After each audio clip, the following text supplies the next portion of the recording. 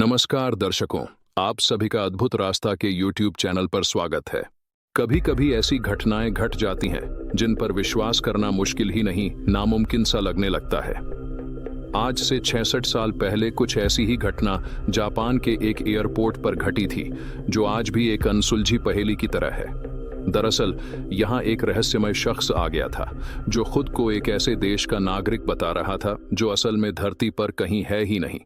इतना ही नहीं, एक बंद कमरे से वो अचानक गायब भी हो गया था, जिसके बाद वो कभी नहीं दिखा। ये घटना जुलाई 1954 की है। दोपहर के 12:53 बज रहे थे। एक यूरोपीय विमान टोक्यो के हेनेडा हवाई अड्डे पर लैंड हुआ। विमान में सवार सभी यात्री नीचे उतरे और चेकआउट काउंटर की तरफ गए। वहां बैठे अधिकारी सभी यात्रियों के पासपोर्ट की जांच कर रहे थे। तभी उन्हें एक ऐसा यात्री मिला जिसके पासपोर्ट को देखकर वो हैरान रह गए। यात्री के पासपोर्ट पर टॉरेड नाम के एक देश का नाम लिखा हुआ था। जांच कर रहे अधिकारियों ने इससे पहले कभी ऐसे किसी देश का नाम नहीं सुना था।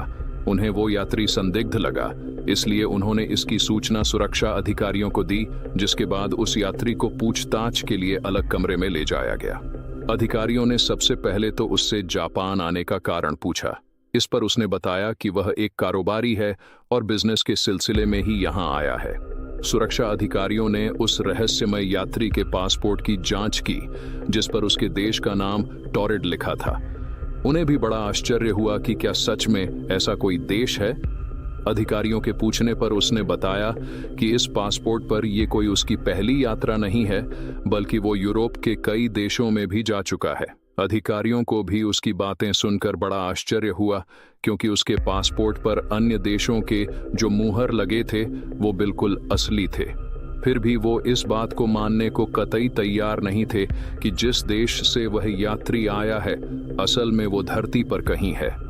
सुरक्षा अधिकारियों ने यह जानने के लिए कि टॉरेड आखिर धरती पर है कहाँ, उस यात्री को दुनिया का मैप दिखाया और पूछा कि उसका देश कहाँ है।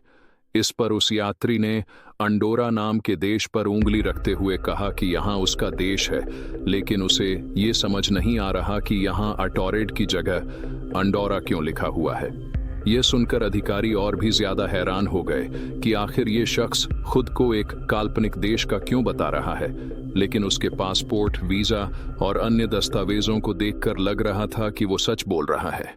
अगले दिन जब कमरे का दरवाजा खोला गया तो पुलिस यह देखकर चौंक गई कि कमरे में तो कोई है ही नहीं, जबकि बाहर पुलिस का पहरा था और कमरे की सभी खिड़कियों को पहले ही सील कर दिया गया था।